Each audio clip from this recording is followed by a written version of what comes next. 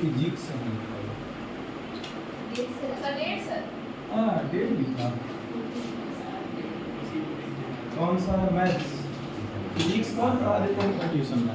चलो तो हम लोग स्टार्ट करने जा रहे हैं अभी थेल्स थ्योरम। थेल्स थ्योरम को दूसरे नाम से बोला जाता है बेसिक प्रोपोर्शनैलिटी थ्योरम। तो इसको हम लोग यहाँ समझ लेते हैं थोड़ा सा, उसके बाद पहले क्वेश्चन करेंगे और इसका प्रूफ बाद में देखेंगे, ठीक है? क्योंकि प्रूफ इसका है भयंकर सा, ठीक है? और अगर प्रूफ पहले कर दिए तो पहले ही लगेगा सबसे पहला चीज इतना टफ है तो आगे कितना टफ होगा, नहीं दिमाग में एक चीज बन जाता है फिगर। सबसे शुरू में इजी पढ़ना चाहिए ताकि थोड़ा थोड़ा इससे इंटरेस्ट जगे, तब जा करके हार्ड की ओर जाएंगे। कि नहीं भी समझ में आया तो कोई दिक्कत नहीं, समझ में आ गया तो बहुत बढ़िया, और नहीं समझ में आता है ना हार्ड चीज बाद में उस पर दोबारा अटेम्प्ट भी लेता है। पहला ही दिन अगर हार्ड चीज स्टार्ट हो गया तो उस पर अटेम्प्ट भी नहीं लेगा बच्चा, ठीक है नहीं?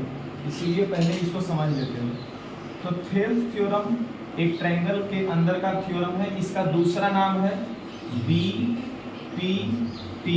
इसका फुल फॉर्म होता है basic proportionality theorem. Thales theorem कहता है कि अगर एक ट्रायंगल है ABC, इस ट्रायंगल ABC में कोई भी दो साइड पे एक एक पॉइंट ले लो, और पॉइंट इस तरह से होना चाहिए कि जो तीसरा साइड है उसके पैरेलल बने, ठीक है? जैसे कि यहाँ पे एक पॉइंट अगर लिए और यहाँ पे एक पॉइंट लिए और दोनों को जब मिलाएंगे तो इस लाइन के पैरेलल हो जाएगा, ठीक है? तो यहाँ तिरछा पहला क्वेश्चन में नहीं, पहला सीधा सीधा समझते हैं। एक पॉइंट अगर यहाँ लेते हैं, थोड़ा सा ऊपर लेंगे तो तुम लोग का दिमाग में मिड पॉइंट समझ में आ जाता है। ये एक लाइन है, साइड है, यहाँ पर एक पॉइंट लिए और एक पॉइंट यहाँ पे लिए और दोनों को ज्वाइन कर दिया, ज्वाइन कर दिया गया, ठीक है? इस पॉइंट को बोला जा रहा है D और इस पॉइंट को E। ये पॉइंट इस तरह से होगा कि DE जो है किसके पैरेलल हो जाए? BC के। तो गिवन क्या है? ट्रायंगल ABC और DE जो है वो BC के पैरेलल है। अगर ऐसा दिया हुआ है देन गिवन क्या? इफ लिखते हैं, देन इसके बाद फिर हम लोग यहाँ से तीन चीज निकाल करके लाते हैं। ये छोटा सा A से लेकर D तक का डिस्टेंस बटा ये छोटा सा D से लेकर के B तक का डिस्टेंस। पहला चीज ये लिखेंगे AD और बटा DB बराबर, जैसे A से यहाँ D तक आए ना जी, तो यहाँ पर एक हॉल्ट है, ये D और E को हम लोग हॉल्ट बोलेंगे। हॉल्ट मतलब समझते हो? गाड़ी जहाँ ये स्टेशन पे ज्यादा देर तक, और क्या बोलते हैं उसको, ट्रेन जो है हॉल्ट पे कम देर तक, मतलब हॉल्ट बोल रहे हैं मतलब वहाँ पे थोड़ा सा रुकना है। तो यहाँ पे E हॉल्ट है, इसका क्या मतलब है? A से E पे आएंगे और फिर E से C पे जाएंगे।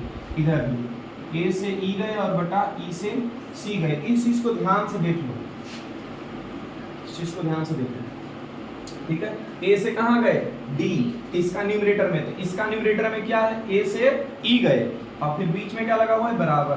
इसका डिनोमिनेटर में क्या लिखे हैं? D से B, और इसका डिनोमिनेटर में क्या लिखे हैं? E से C, ठीक है? इसी का आप सेकेंड पार्ट पढ़ते हैं, ठीक है? AD बटा DB, अब AE बटा EC तो हो गया। अब A से D और इधर भी A से E लिखो, लेकिन इस बार बटा में DB ना लिख करके पूरा ये साइड AB लिख दो। नीचे पूरा साइड क्या लिख दिए? AB। अब इधर AE तो लिख दिए थे, अब इधर नीचे क्या लिखा गया है? AB पूरा साइड ना, तो इधर क्या पूरा साइड हो जाएगा? कौन हो जाएगा? AC, और ये फिर से आपस में इक्वल। समझ गए? तीसरा नंबर चीज, तीसरा नंबर ये AD और AB, AE और AC तो हो गया। इस बार हम लिखते हैं D से लेकर के B तक का वैल्यू। क्या लिखेंगे इस बार ऊपर में? D से लेकर के B तक का वैल्यू बटा पूरा ये साइड AB बराबर, इधर DB लिखा गया है, इधर क्या लिखा गया है? DB, तो इधर इसके हिसाब से कौन है? EC, तो ऊपर में EC लिख देंगे और बटा ये पूरा कौन आ गया? AC। यही तीन चीज याद रखना है कि अगर ये पैरेलल दिया और ये तीन चीज याद, तीनों में से कोई भी एक इस्तेमाल होगा अभी क्वेश्चन में, ठीक है? कोई भी एक इस्तेमाल हो सकता है और वो जरूरत के हिसाब से इस्तेमाल होगा। ऐसा फिक्स नहीं कि कोई भी एक ही इस्तेमाल होगा, जरूरत के हिसाब से इस्तेमाल होगा, ठीक है? तो क्वेश्चन शुरू करें। सी एग्जांपल नंबर 1 देखो सब लोग अपने बुक में।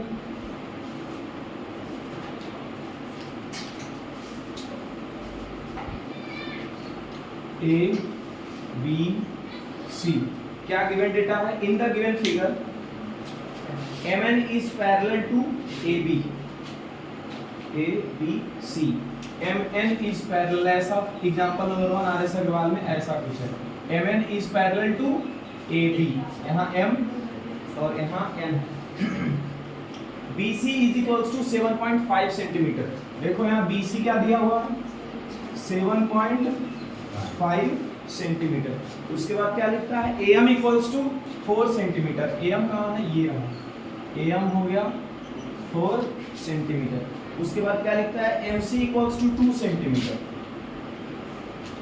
ये लिखता है 2 सेंटीमीटर। क्या पूछ रहा है, find the length of BN, BN पूछ रहा है, ये वाला वैल्यू पूछ रहा है। सोचो इसको कैसे पता कर पाएंगे।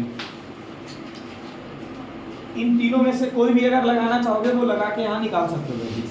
जैसे कि देखो, अगर हमको BN चाहिए, ठीक है, इधर साइड वर्टेक्स यहाँ से ना स्टार्ट हुआ है, ऐसे समझते हैं, इसको हम लोग CN बटा NB और यहाँ CM बटा MA यूज कर सकते हैं, ठीक है। क्या CN का वैल्यू हमारे पास है, नहीं है। क्या NB का वैल्यू है, नहीं, इसका तो और पूछ ही रहा है, ठीक है। तो ऐसा कर सकते हैं कि इस 7.5 के हिसाब से दोनों साइड को बांट देते हैं कुछ ना कुछ, ये कर सकते हैं कि नहीं कर सकते, और नहीं तो फिर ये पूरा BC का वैल्यू है इधर, तो इस पूरे AC का भी वैल्यू तो हम लोग पता कर सकते हैं, दोनों को जोड़ करके पता हो सकता है कि यहाँ क्या है 4 सेंटीमीटर और यहाँ क्या है 2, तो AC का वैल्यू क्या हो गया 6 सेंटीमीटर। तो एक फुल साइड और इसका भी फुल साइड मालूम है। चलो हमको पता क्या करना है इसका, BN, तो इसके हिसाब से कौन आएगा क्वेश्चन में, AM। कौन आएगा हमारा सॉल्यूशन में, AM आएगा। समझ में आ रहा है। तो यहाँ पर क्या लिखेंगे, since MN is parallel to BC, क्या लिख देंगे, MN is parallel to BC। MN जो है वो किसके पैरेलल है, AB के, किसके पैरेलल है, AB के। अब लिखेंगे बाई थेल्स थ्योरम या फिर बाई PPT, ऐसा लिख सकते थे, ठीक है। उसके बाद फिर हम लोग अभी जो सोचे थे उसी के बारे में बात करते हैं। यहाँ से क्या लिख देंगे, BN और बटा BC, क्या लिख देंगे, BN बटा BC, और BN के हिसाब से कौन है यहाँ पे, AM, तो BN के सामने लिखा जाएगा AM और बटा इसका फुल साइड लिखे BC, इसका फुल साइड कौन हो जाएगा, AC। BN का वैल्यू हमको नहीं मालूम है तो रहने देते हैं। BC का वैल्यू मालूम है 7.5 बराबर AM का वैल्यू मालूम है 4 और AC का वैल्यू क्या है जी 4 + 2, लिख देते हैं ऐसे, डायरेक्ट 6 मत लिख दो, 4 + 2, ठीक है। तो क्वेश्चन जब सॉल्व कर लेते हो, बाद में कभी रिवाइज करने का जरूरत पड़े या पहला ही दिन, तो समझ में आए ना, डायरेक्ट इसमें 6 कहीं दिखेगा ही नहीं, ठीक है, इसीलिए ऐसे। अब क्या यहाँ से BN का वैल्यू सॉल्व हो जाएगा, cross multiplication, BN is equals to क्या हो जाएगा 4 × 7.5/6, दूनी 3 से कट जाएगा, कितना बार में 2.5।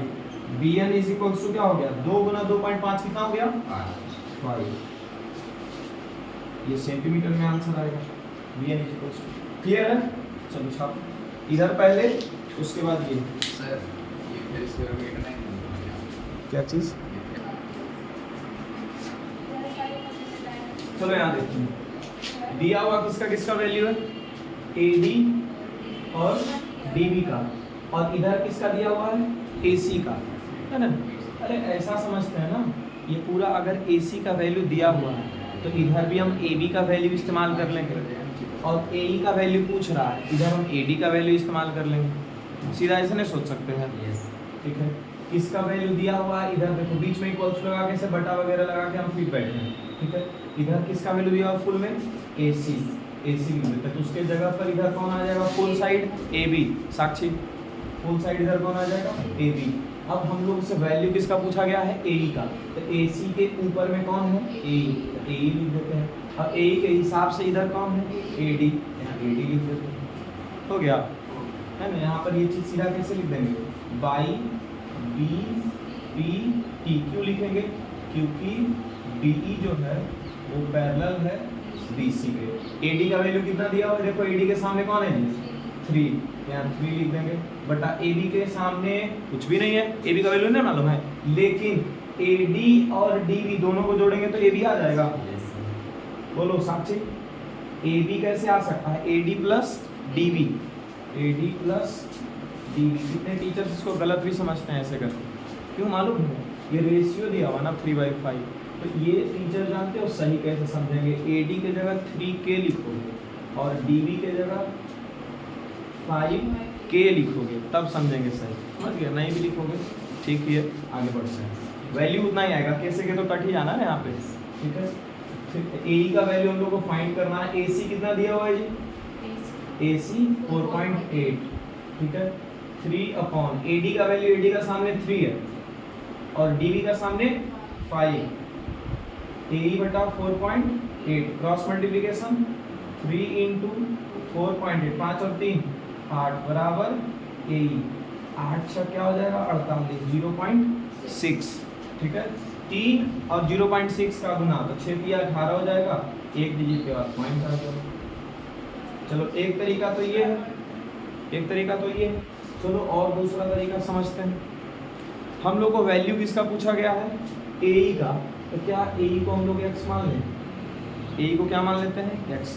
और इतना पूरा वैल्यू दिया हुआ था किसका? AC का। अगर हम लोग उसे AD बटा DB दिया हुआ है ना जी, तो इधर हम लोग AE बटा EC नहीं लिख सकते हैं। तो अगर AE का वैल्यू फाइंड करना है तो AE को x बोल देते हैं, तो EC कितना हो जाएगा? तो देखो AC का वैल्यू दिया हुआ है 4.8 और 4.8 में अगर AE का वैल्यू हटा देते हैं, मतलब घटा देते हैं, है ना, तो कौन आ जाएगा? EC आ जाएगा। तो क्या हो गया? ये 4.8 माइनस x, और एक से अधिक टर्म है इसलिए ब्रैकेट इस्तेमाल कर देंगे, ठीक है। अब यहाँ फिर से लिख देंगे बाई बी बी डी, क्या हो जाएगा? AD बटा DB बराबर AE बटा EC। AD बटा DB का सीधा वैल्यू यहाँ पुट कर देंगे 3/5, AE को x और EC को क्या लिख रहे हैं? 4.8 माइनस x, ठीक है। अब इसके पास क्या है? ये एक से अधिक टर्म है तो ब्रैकेट लगा, क्रॉस मल्टीप्लिकेशन इधर, तो क्या आ जाएगा? 3 into 4.8 minus x is equals to x into 5, क्या हो जाएगा? 5x। 48 को 3 से गुना करो, 8 24 के 4 बाकी 2, 4 12 और 2 14 माइनस 3x बराबर 5x। 3x उधर जाएगा तो 5x प्लस 3x, क्या आ गया उधर?